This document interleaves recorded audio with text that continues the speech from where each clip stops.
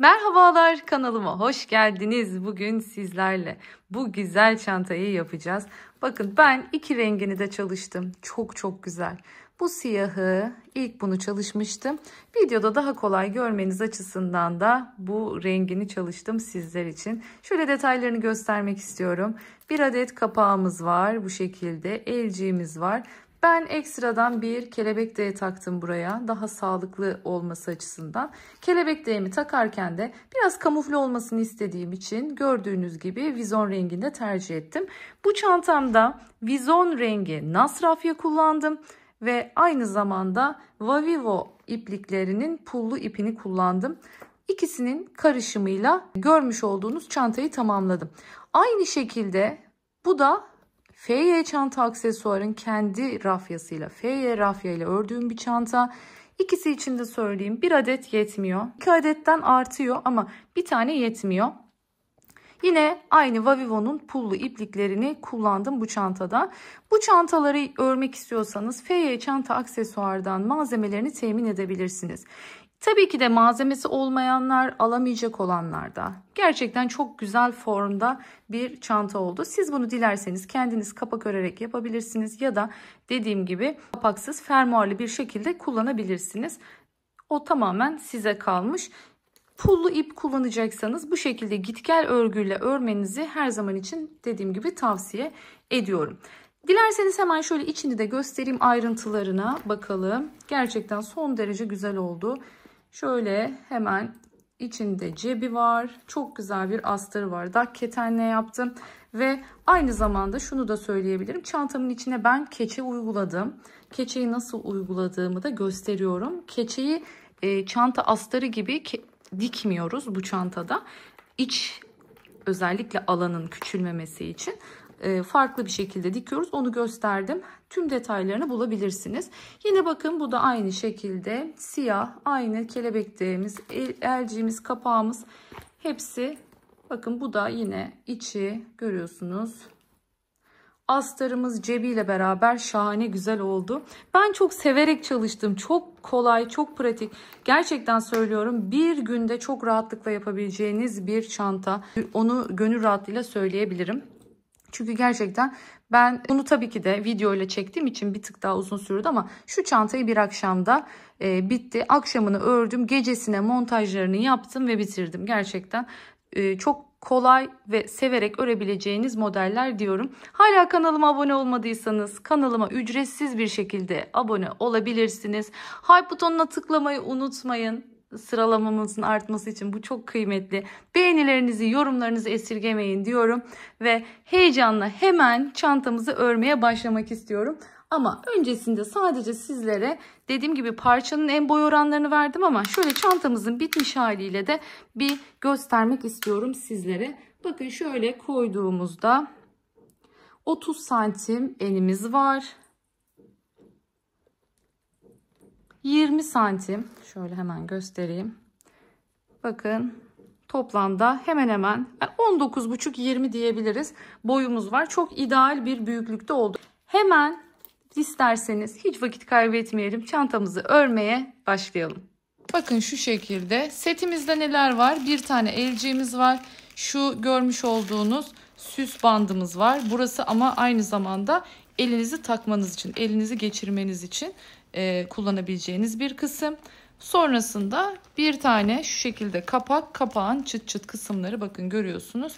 Son derece zaten kuvvetli mıknatısları var. Yerine ot getirmeniz yeterli. Şimdi dediğim gibi ben bir tane de böyle açık renk, açık kıyafetler giydiğimizde onlarla rahatlıkla kombinleyebileceğimiz bir çanta yapacağım. Bunu yaparken de ben vizon rengini tercih edeceğim. Şimdi bu çantada hangi rafyayı kullandım hemen onu göstermek istiyorum sizlere. FY çanta aksesuarın kendi markasıyla çıkarttığı bir rafya bu. Gerçekten rafya çok güzel. Örüm kalınlığı çok ideal. Kesinlikle yerli rafyalar gibi örerken yıpranma vesaire yapmıyor. Örümü çok yumuşak. Ama dediğim gibi deforme olmuyor örerken, en önemlisi bu. Şöyle yine pullu ipim, bakın o da bu kadar kalmış. Bu görmüş olduğunuz iki ipi birleştirerek bu çantamı yaptım. Şu an yapacak olduğum çantada kullanacak olduğum, hemen ipimi göstermek istiyorum. Bakın ipimiz koton bir ip. Bu görmüş olduğunuz vizon rengi ne yakın bir ton. O yüzden de ben de bu vizon rafyayı tercih edeceğim burada. Bu ipimiz Nasrafya, markası Nasrafya. Nasrafya'nın vizon rengi ipini kullanıyorum burada. Hemen kodunu da söyleyeyim size. Şöyle göstereyim. D83 kodu, renk kodu. Görüntüsü bu şekilde rafyanın. Ben daha önce başka bir çantada kullandığım için yarımım vardı. Ben bu yarımla devam edeceğim burada. Şimdi bir püf noktası daha göstereyim sizlere. Bakın bu şekilde dolaklarınız eğer buraya koyduğunuzda çözülüp aşağıya buralara geliyorsa bu bir müddet sonra bu aşağıya bakın dolanır ve takılma yapar. Yani bunu bu şekilde çıkartıp ara ara yapmanız gerekir. Onun yerine ne yapıyorsunuz? Altına şöyle yuvarlak bir karton kesin. Burayı genişletin. Böylelikle aşağıya inip dolağınız aralara dolaşmayacaktır. Bu da benden size bir tavsiye olsun. Şimdi dilerseniz hemen başlayalım. Öncelikle şimdi kalınlık iplerin, sizin kullandığınız tığlar, örüm şekliniz, her şey durumu etkileyecektir. Bakın ben burada 4,5 milimetrelik tığ kullandım. Ama şimdi 3,5 milimetrelik tığa geçeceğim. Haliyle bu benim ilmek sayılarımı değiştirecek. Sizlere tavsiyem de şu yönde. Asla sayılara odaklanmayın. Neye bakacaksınız? Çünkü sayılarla hiçbir işimiz yok. Hiç işinize yaramayacak sayılar. Sayılar değil, biz santimlerle yol alacağız bu çantada. Çünkü çantamızın kapak boyu belli. Bir de şunu da söylemek istiyorum. Tabii ki de elinizde bu kapaktan diyelim ki yok. Ne yapacaksınız? Bu çantayı örmeyecek misiniz? Dilerseniz kendinden kapak indirebilirsiniz. Kapaklı olsun istiyorsanız. Eğer istemiyorsanız da normal buna bir fermuar takıp çok şık bir yine clutch da elde edebilirsiniz. Ama bu deri set gerçekten çok güzel oldu. Onu da söyleyeyim. Bu eğer imkanınız varsa, alabilme imkanınız, durumunuz varsa da almanızı tavsiye ederim. FY Çanta Aksesuar web sitesinden temin edebilirsiniz. Bu çantanın malzemelerini hemen artık kenara alıyorum. Bakın şöyle azıcık gözüksün mü kenardan? Şöyle gözüksün biraz. Şimdi bakın yeni ipimi açayım. Zincir çekerek başlıyorum. Bakın ben de bilmiyorum. Ben de şu an sizinle birlikte başlayacağım. Zincir çekerek başlayacağım. Yani ne kadar bir ilmeğe, gerçekten bu rafyada inanılmaz güzel. Yalnız şöyle bir durum var. Renklerden renge farklılık gösterebiliyor ya. Bu Nas rafyanın vizon rengi inanılmazmış. Yani başka renklerini de ördüm ama bu renk şahane. Şimdi amacım burada benim zincir çekmek. Ne kadar zincir çekeceğim, bunun kaç tanesini kullanacağıma sonra karar vereceğim. Olabildiğince tek yapmam gereken şey şu. Benim sık iğnemi yaptıktan sonra 39 santimetreyi elde etmem lazım. Yani 39 santimetreye ulaşabilmem için kaç tane ilmek, kaç tane zincir çekmem gerektiğini şu anda haliyle bilmiyorum. Çünkü ben de ilk kez başlıyorum. O yüzden sizin de bu şekilde videoyu çekiyorum. Tabii ki de ben bunu önceden sayıp yapabilirim ama hani doğaçlama olarak size de bunu göstermek istiyorum. Yani siz de kendi sayılarınızı nasıl ayarlayacaksınız? Onu da görün istiyorum. Hemen biraz daha çekip geleyim. Evet, şimdi bakın rastgele bir zincir çektim. Hemen size söyleyeyim mesela ne kadar çekmişim. Tabii siz daha az da çekebilirsiniz. Ben biraz hani garanti olsun diye size de artanı göstermek için fazla çektim. Bakın 52 santim olacak şekilde ben çekmişim. Eminim bundan artacak ama dediğim gibi size göstermek adına fazla çektim. Şimdi hemen başlıyoruz. İlk birinci olandan itibaren sık iğnelerimi yapmaya başlayacağım. Burada olayımız ne? 38 santim. 38 santime ulaştığım noktada bırakacağım ve kalan zincirlerimi sökeceğim.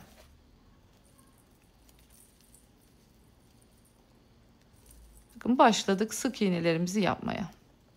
Pullu iple çalışıyorsanız pullu ipin şöyle bir özelliği vardır. Siz örgüyü örersiniz, pullar arkada olur. Bakın şimdi hemen göstermek istiyorum. Görüyorsunuz önde hiç pul yok. Çeviriyorum arkaya. Pullar arkada. İşte bu. Yani bu durumda demek ki bizim pullu iple çalışırken ya örgünün tersini kullanmamız gerekiyor ya da git gel bir örgü tercih etmemiz gerekiyor. Yani gideceğiz, geleceğiz, gideceğiz, geleceğiz. Böylece pulların ön ve arka yüze dağılımı eşit bir şekilde gerçekleşmiş olacak. Bunu en önemli pullu iple çalışırken dikkat edilecek püf noktalarından biri olarak not etmemiz gerekiyor gerçekten. Bu çok önemli bir detay. Çok kişi var yazıyor. Meltem Hanım işte burslu çanta yapmıştım. İşte pullarımın hepsi içeride kaldı.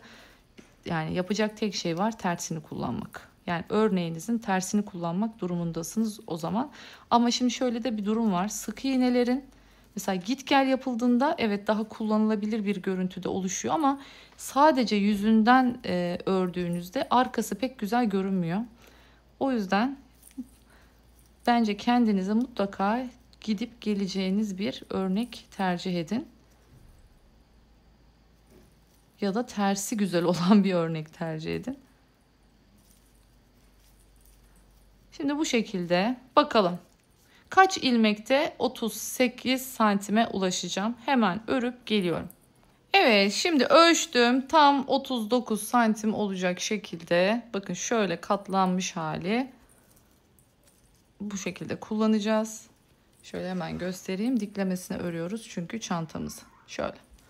39 santimde tamam dedim. Şimdi ne yapıyorum? Normal. Bir zincir çekiyorum ve dönüyorum. Şimdi şunu halledelim dilerseniz. Ne yapacağız bunu? Artık bunu sökeceğiz. Şimdi zaten bakın ben köşeleri düğüm yapmadığım için bunu buradan tabii ki de zaten söküp gidebiliyorum. Ama çok uzun. Bu kadarına gerek var mı? Gerek yok. O zaman ne yapalım? Önce bunu bir kısaltalım. Şu kalanını sökelim. Yani bu kadar ipe ihtiyacımız yok. Evet bakın. Şöyle. Şuradan kesiyorum.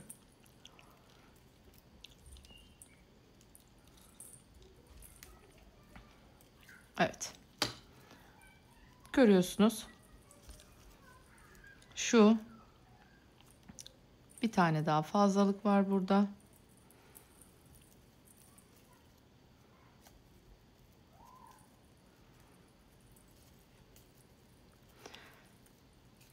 Şimdi bunu alıyorum iğneme.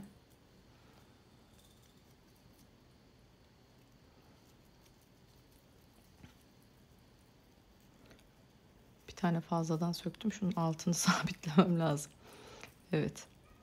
Görüyorsunuz bu şekilde alıyorum. Şimdi normal ilmeklerimin arasından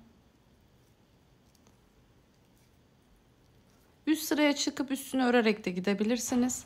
Ama ben artık bir daha iple uğraşmayalım. Bakın bu şekilde ipimi içeri çektim.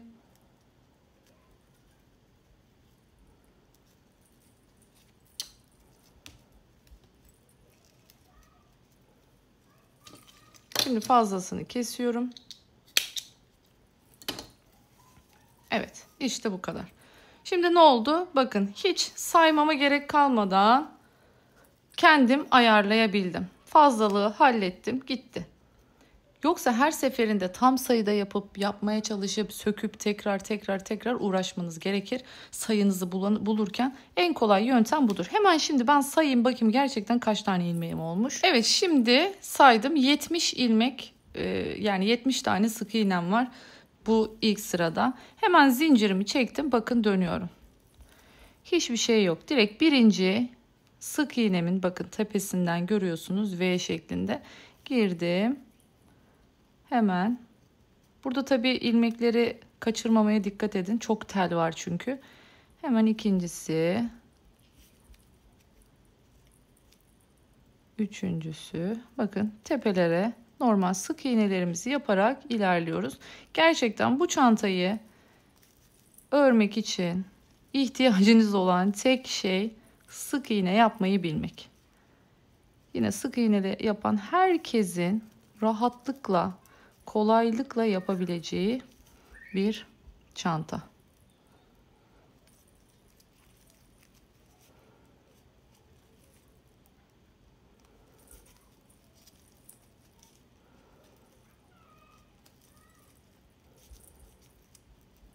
Farklı farklı alternatifleri düşünebilirsiniz. Hasır tonlar, elbette ki beyazlar, yani maviler, her renk çok güzel olacaktır. Kahverengi.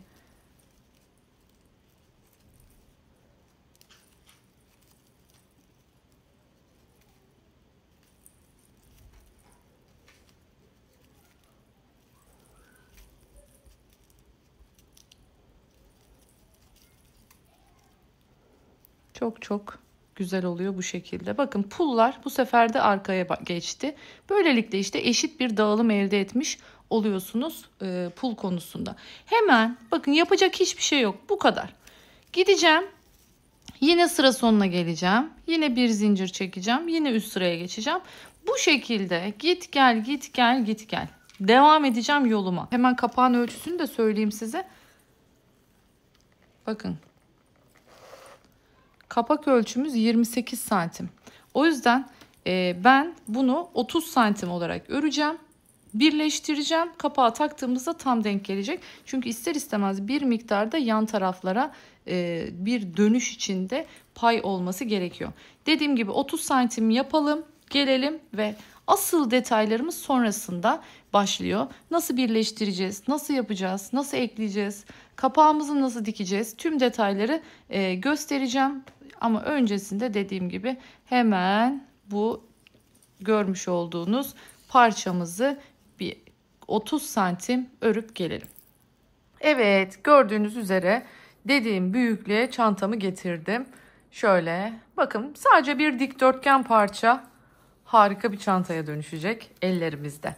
Evet, hemen tığımı alıyorum şimdi, normal ördüğüm tığımı. Bakın şimdi şöyle.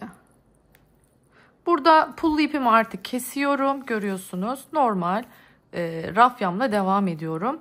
Hemen ikiye katladım. Ve ilk, bakın buradaki ilmek, yine buradaki ilk ilmek. Görüyorsunuz. Şöyle ikisinin de tepesine batıyorum. Ve bu şekilde çıkarttım ilmeğimi. Bunun içinden geçirdim. İlmek kaydırmayla birleştireceğiz. Şimdi tekrardan şunu içeri atalım, gözümüz görmesin onu. Onu sonra gizleyeceğiz. Bakın buradaki tepe ilmeğim, yine aynı şekilde buradaki tepe ilmeğim. Görüyorsunuz. Girdim, ilmek kaydırdım. Bu şekilde çok kolay bir şekilde ekliyoruz.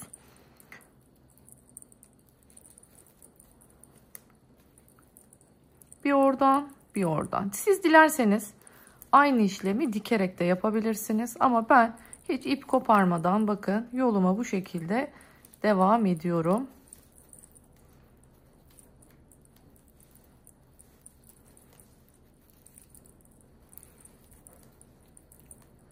Buradan bir ilmek, buradan bir ilmek.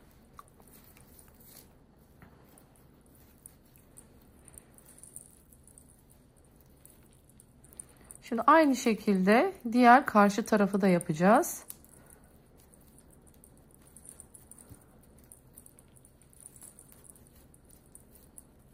Bakın sırayla gittiğimiz için zaten herhangi bir kayma yok. Çünkü bir ilmek buradan alıyorum, bir ilmek de buradan.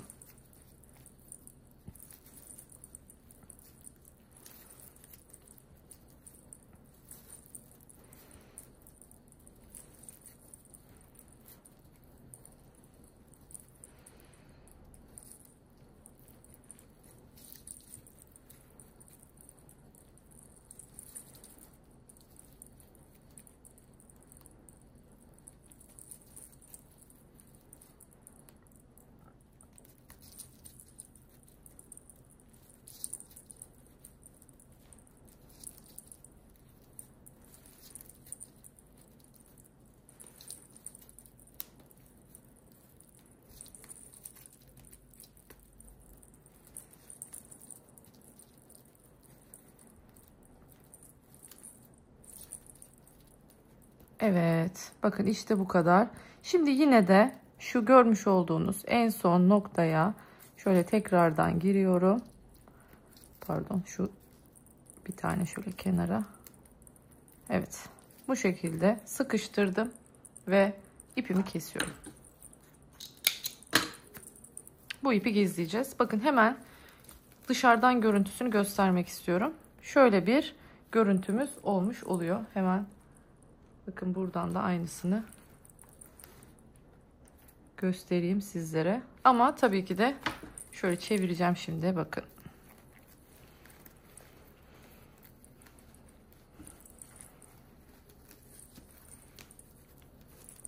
Tabii ki de o kısım açılmıyor.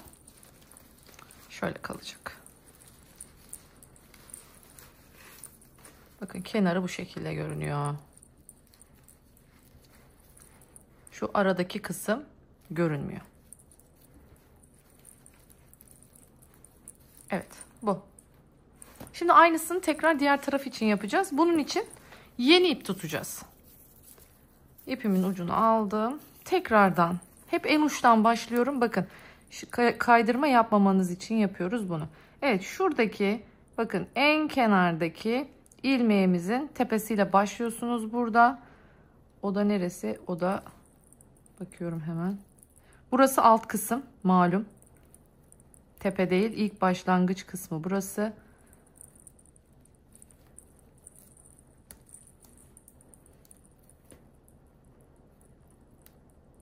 Evet, gerçekten bunun tepesini bulamadım. Şu kenardan gireceğim artık, yapacak bir şey yok. Buradaki görüyorsunuz. İkisinin de en uçtaki noktasını buldum.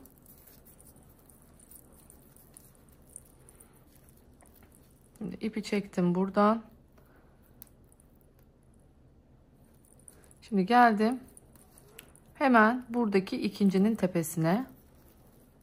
Yine buradaki ikincinin tepesine. İlmeğin içinden geçirdim ve bunu sıkıştırdım. Hemen yanındaki, bakın burada da yine aynı şekilde yanındaki. Yanındaki yine aynı şekilde yanındaki.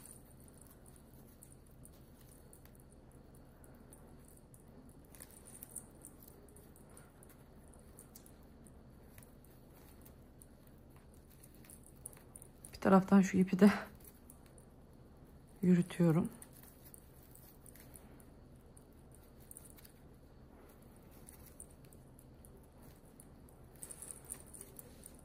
Bakın bu şekilde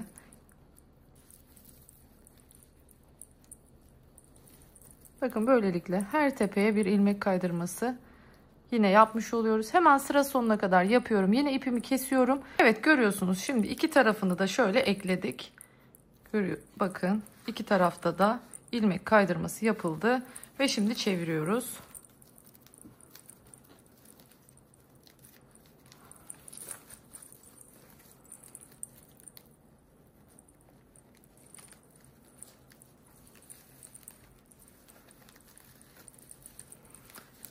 Yine bu çantada aksesuarların dikimini öncesinde yapacağız. En son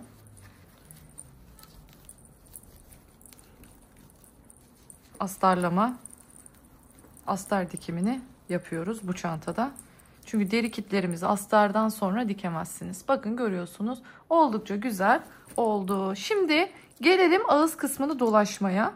Ağız kısmına da yine bakın ben burada da aynı şekilde dolaşmıştım. Hemen göstereyim sizlere. Görüyorsunuz bakın burada da bir sıra normal bir şekilde dolaştım ve sonra da ilmek kaydırmayla dolaştım bir sırada. Aynısını şimdi burada da yapacağız. Bunu kaldıralım.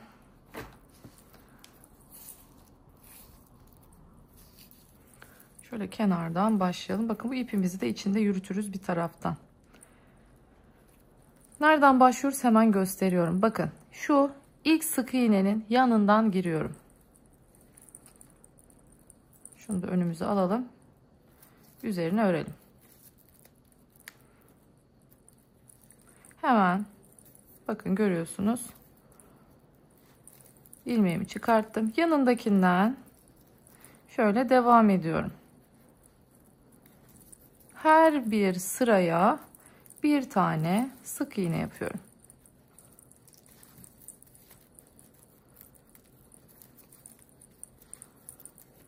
Bu aşamada pullu ipi kullanmıyorum artık. Sadece rafya.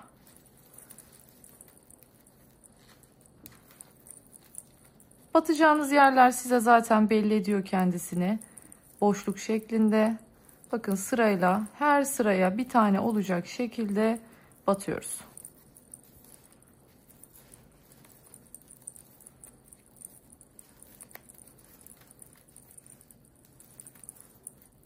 Bakın bu şöyle göstereyim.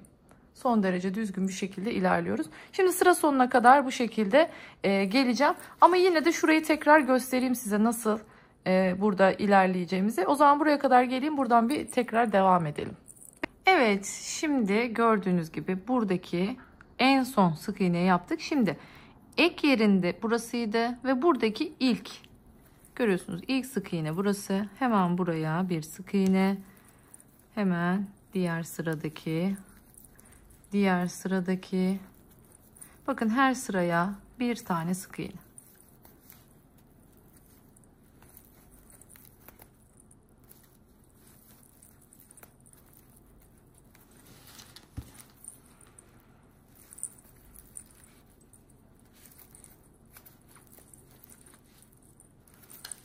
Şimdi bu şekilde sıra sonuna gidelim ve bu sefer bir de ilmek kaydırmayla dolaşmaya devam edeceğiz. Evet, görüyorsunuz buradaki son sık iğneye battım. Şimdi buradan bunu atlıyorum. Şu ilk sık iğne tepesi, bakın görüyorsunuz. Buraya geliyorum ve hemen bir ilmek kaydırma yapıyorum. Bu ilmek kaydırmam bunun üstüne gelmiş oluyor zaten. Devam ediyoruz.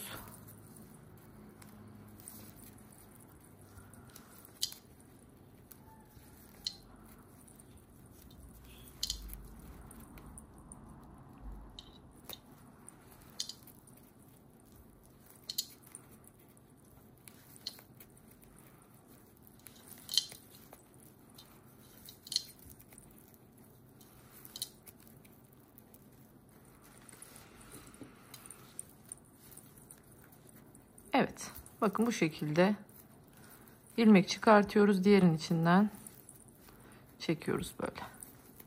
Buna ilmek kaydırma adı veriliyor. Şimdi bu şekilde başladığımız yere kadar gelelim ve ondan sonra artık ağzını kapatıyoruz tamamen. Gerçekten harika bir çanta geliyor. Evet, en son yere de yaptım ilmek kaydırmamı. Artık ipimi burada kesiyorum ve sonrasında hemen iğnemi alıyorum elime. Şöyle görüyorsunuz. Sonraki ilmekten geçirdim ve ipin çıktığı noktadan geriye giriyorum. Evet, ağız kısmını bu şekilde belli olmayacak şekilde tamamladık. Şimdi hemen ilmeklerimizin arasından bu ipimizi artık gizliyoruz.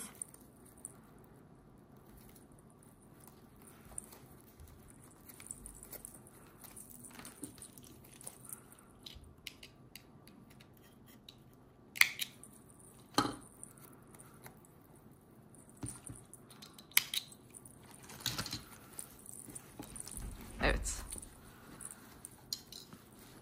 Gerçekten harika oldu. Şimdi bakın şöyle hemen şu detayı göstermek istiyorum size. Çantanın içine ben astarlamasını yaptım.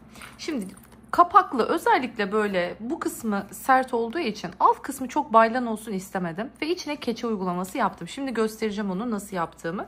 Sonrasında da bakın içi cepli astarımı ağız kısmından diktim, uyguladım. Kalıp gibi bir çanta oldu. Gerçekten çok güzel oldu.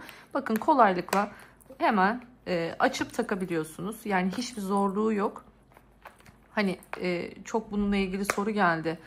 Bu üzerinde sabitken bu nasıl açılıp kapanıyor diye. Bakın görüyorsunuz çok rahat bir şekilde hemen rahatlıkla açıp takabiliyorsunuz. Çünkü zaten mıknatısları çok kuvvetli olduğu için hemen tutuyor.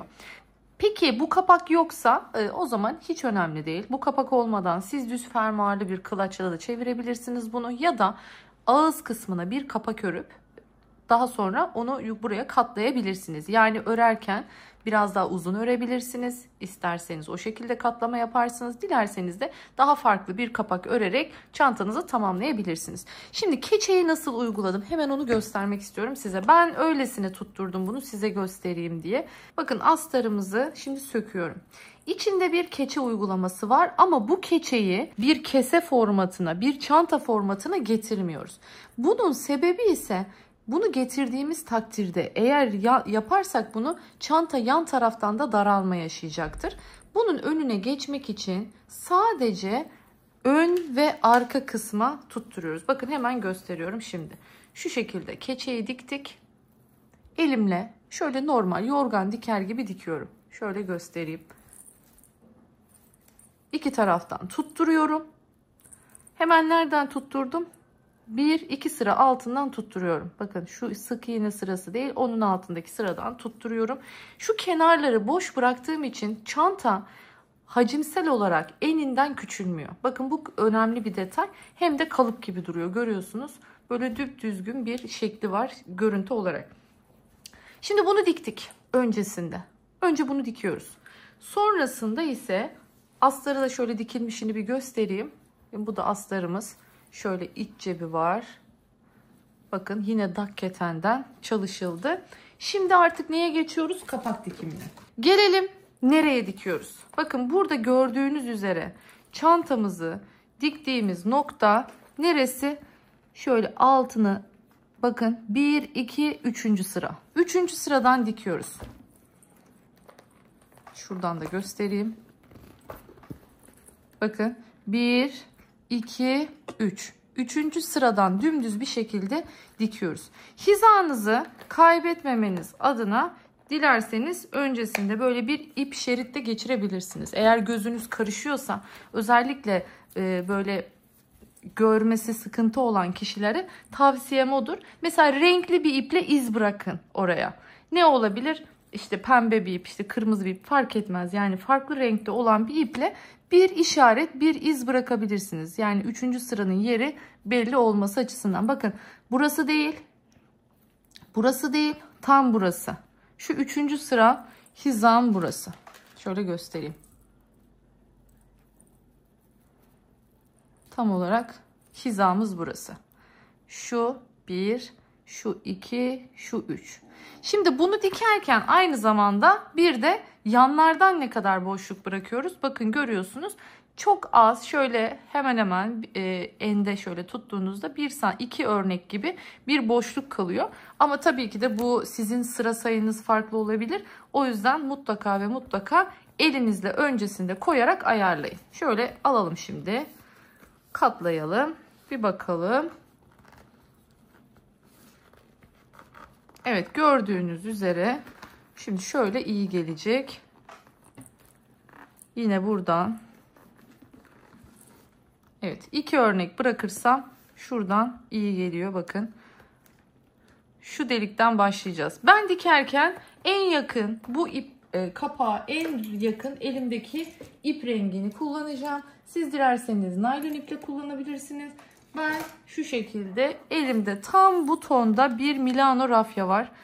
Onu söyleyeyim. Bu Milano rafya kodu 34 olması lazım bunun, yanlış hatırlamıyorsam. Bakın tam birebir neredeyse aynı renk. O yüzden ben bu rengi kullanacağım dikiş esnasında. Klasik her zamanki gibi bir iğne kullanıyorum. Şimdi burada sadece şu var. Altında düz örgü yok şu anda, biliyorsunuz. Ne var? Keçe var. Şimdi etamin iğnesiyle dikiyoruz ama etamin iğnesini mutlaka deneyin. Mesela rahat bir şekilde delebiliyor muyum? Bakın keçeyi deniyorum. Evet, deldim. Biraz zor giriyor ama deldim.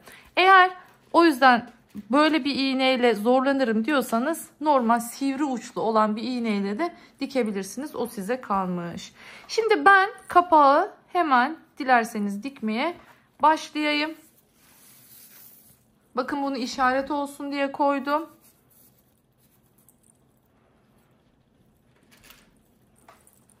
Şöyle bir miktar ip alıyorum.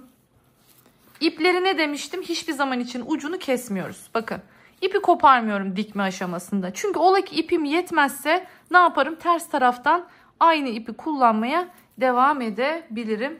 O yüzden iplerimi kesinlikle kesmiyorum. Alıyorum şimdi bunu. Şöyle kenardan 2 sıra bıraktım. Şu şekilde. Nereden girdim? 3. sıradan girdim. Bakın şöyle göstereyim. 1, 2, 3. 3. sıradan girdim. Bakın deldi. Herhangi bir sıkıntı olmadı. Dilerseniz ortadan da başlayabilirsiniz bu arada çantanızı dikmeye. Şimdi hemen ne yapıyorum? Şöyle yanındaki hizadan geçiyorum.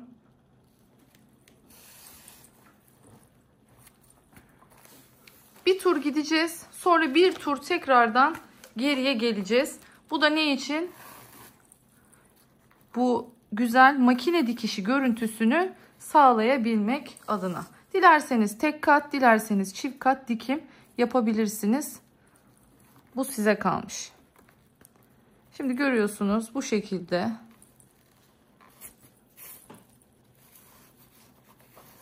Kameranın altında gerçekten çok zor.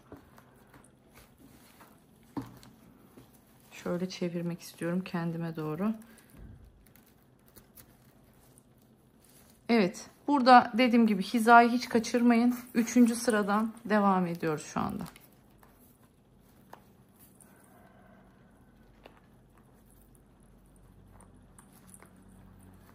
Kontrol ediyorum. Doğru hizadan mı çıktım diye bakıyorum. 1, 2, 3. Bak yanlışlıkla 4'e batmışım. Ne yapıyorum? Hemen bir geri geliyorum. Ve 3. sıradan çıkıyorum.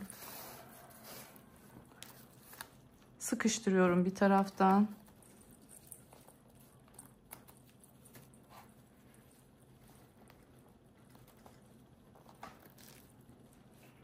Tabii siz bunu kucağınızda çok rahat bir şekilde dikebileceksiniz. Sıkıştırıyorum.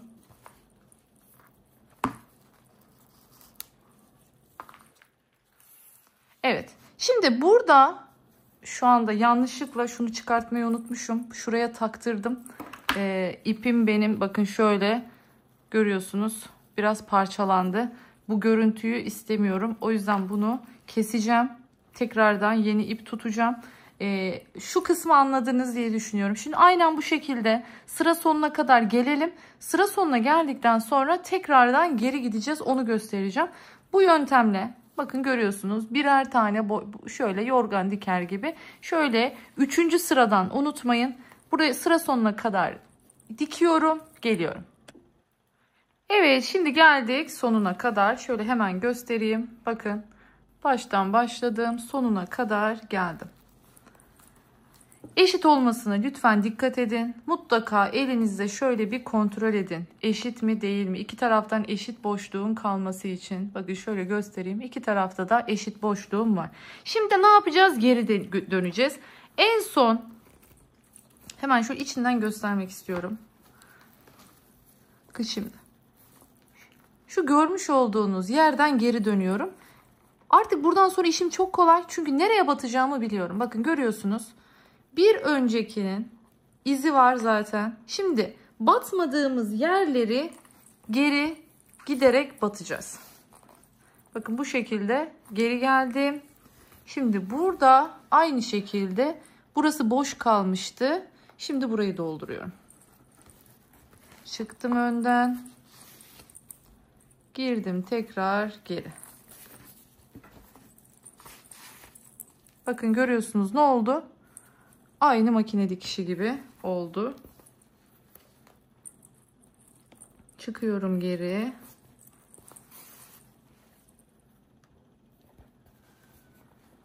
Yeri belli olduğu için şöyle tekrar göstereyim.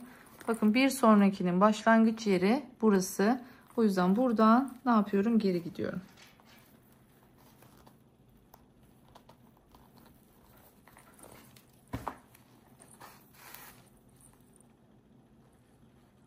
Şimdi anlaşıldı diye düşünüyorum. Yine sıra sonuna kadar gelelim ve burada nasıl bitireceğiz, ne şekilde ipi gizleyeceğiz onu göstereceğim.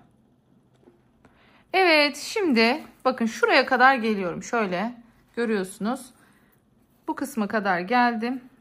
Hatta bir tane daha gidebiliriz. Şöyle bir tane daha geleyim. Ama kesinlikle kenarda bitirmiyoruz. Bakın bu kısım önemli. Çünkü kenarınız gevşek olur böyle bir durumda. Kenarda bitirmeyeceksiniz. Şöyle geldim. Burada ipi çıkarttım. Şimdi burada diğer ipimin ucu vardı hatırlarsanız. Onu da şöyle kesiyorum bir miktar ve şimdi buradan geri geliyorum. Bakın görüyorsunuz. Şimdi güzelce burayı bir sıkıştırıyorum. Ve sonrasında tekrar buraya geliyorum. Bir geri ve tekrar şöyle bu kısmı iyice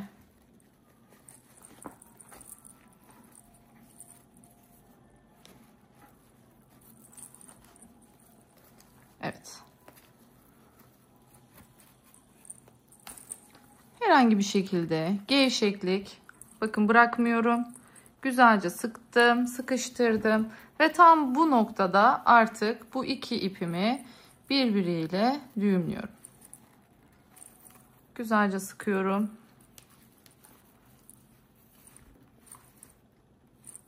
İpim zaten Milano rafya olduğu için kesinlikle kopma yapmıyor.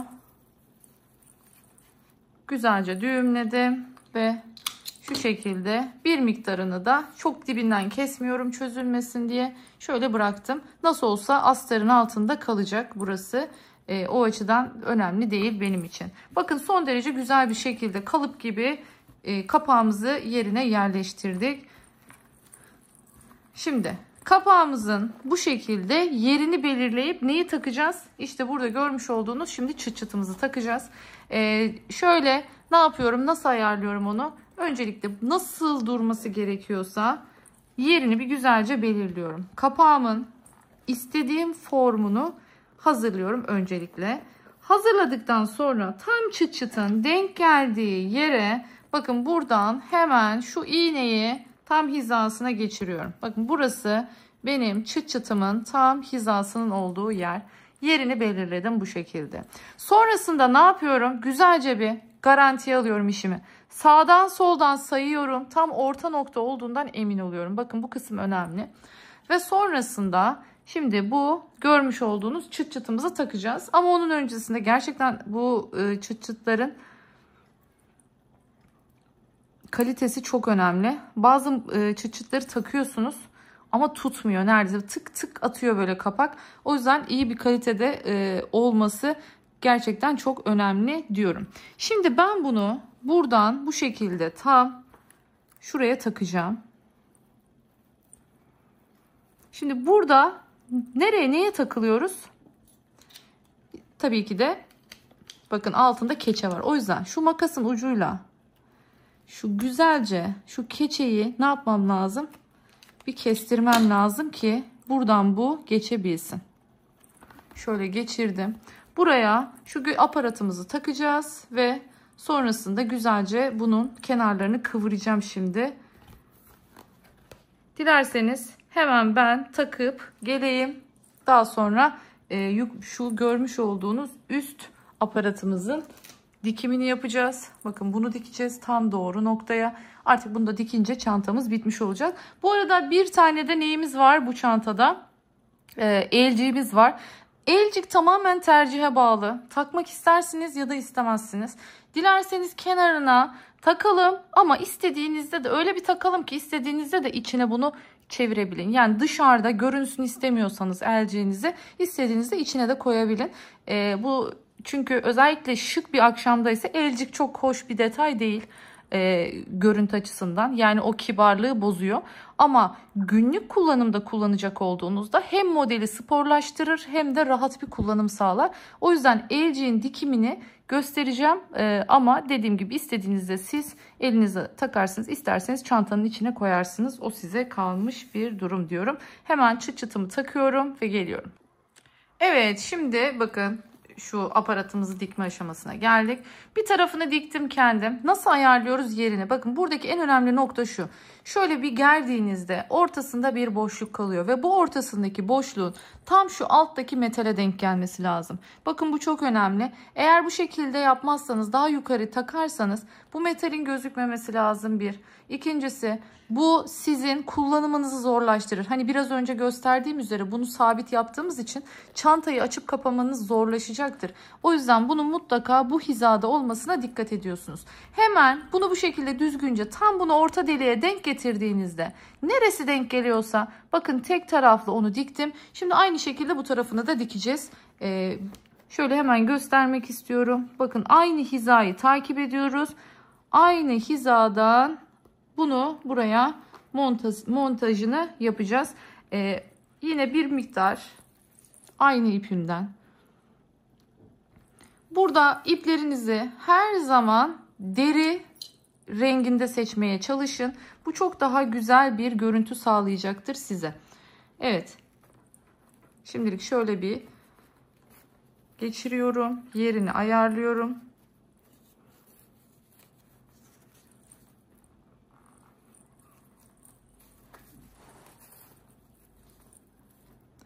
Şimdi artık şu kapağı açalım ve elimizi arkaya getirelim. Güzelce keçeden tutturalım. Bu daha sağlam olmasını sağlayacak. Hemen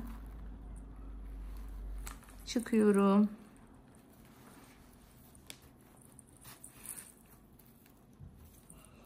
Evet, yine diğer noktadan girdim arkaya. Şimdi şu ipi alıyorum. Çıkarttım bakın iğnemi. Bu ipi de aynı şekilde arkaya alıyorum. Ve şimdi bu iki tane ipi birbirine, iki ucu birbirine sıkıca bağlıyorum. İçinden düğümlüyorum.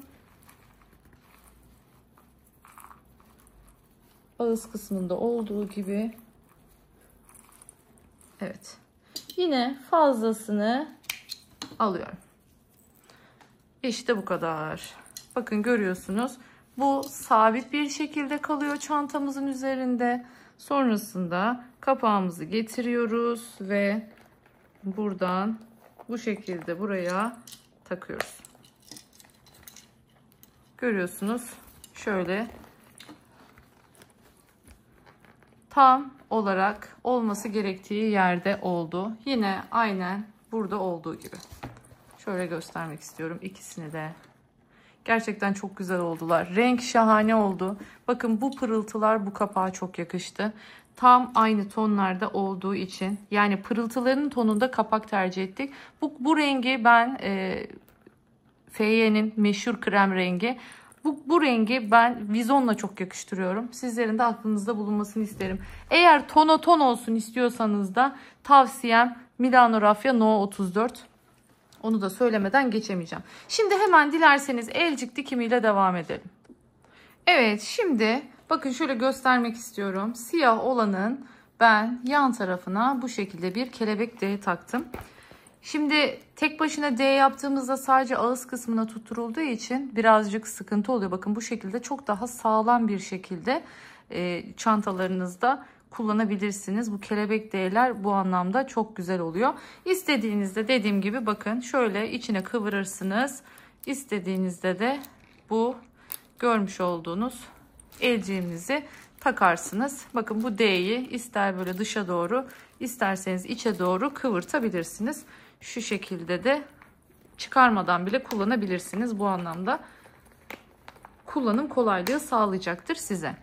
Ama dediğim gibi şöyle bir akşam bir davette vesaire bir yerde takacaksanız da sapını çıkartarak da kullanabilirsiniz. Şimdi aynısını buna yapacağız ama bu sefer şöyle bir şey tercih edeceğim. Bakın normalde bu deriden yapmıştık ama ben çantanın bu kısmının görünmez olmasını istiyorum. Yani daha az dikkat çekmesini istiyorum. Bu sebeple vizon rengi tercih edeceğim burada. Kendi derisinden kullanmayacağım bu kısmı. Onun için de yine Milano'nun, elimde bu tarz deri ip olmadığı için Milano'nun yine vizon rengi ipini tercih edeceğim. Daha az görünmesi açısından. Şöyle hemen iğneme ipimi takıyorum. Bakın. Şu şekilde D'mizi geçirelim. Ve bunu bu şekilde takacağım. Ama bunu buraya takmadan önce artık astarımı dikmem gerekiyor. Onu söyleyeyim size.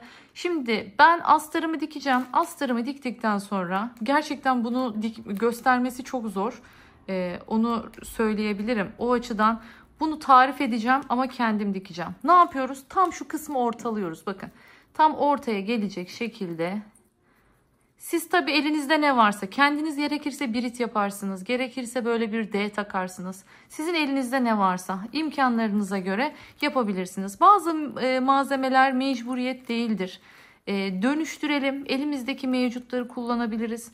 O konuda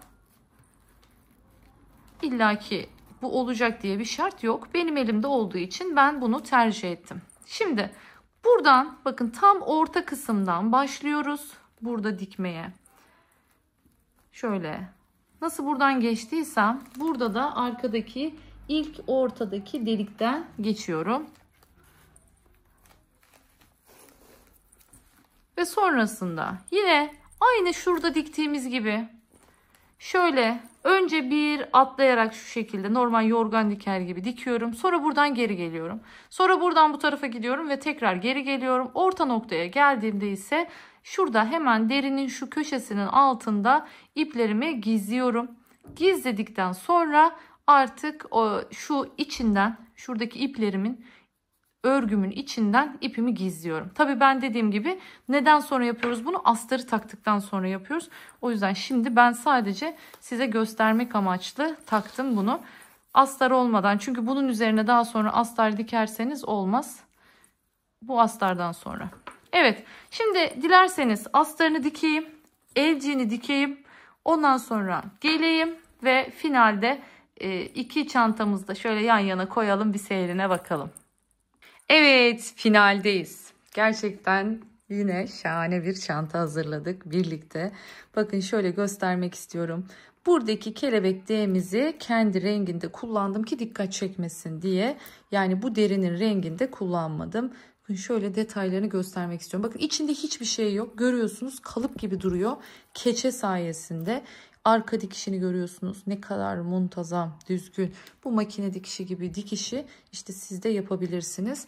Mutlaka ne diyoruz? Dikişlerimizi derimizin renginde yapmaya çalışalım ki çok daha güzel görünsün. Şöyle içine bakalım hemen. Görüyorsunuz kalıp gibi bir astarı var. Son derece güzel oldu. İçinin keçeli olması da dediğim gibi hiç içine böyle koca koca bir sürü şeyler koymanıza gerek yok. Sadece bir telefonunuzu bile koysanız, küçük cüzdanınızı bile koysanız gerçekten son derece güzel bir şekilde bakın kullanabileceksiniz çantanızı. Formunu hiç kaybetmeyecek. Görüyorsunuz. Hemen siyahı da tekrardan bir göstermek istiyorum. Yine bakın siyah D'si. Bunu deri ipiyle diktim. Bunu ise Milano Raffia ile diktim. Bakın Milano Raffia aynı bir deri ipi gibi. Gerçekten çok güzel oluyor.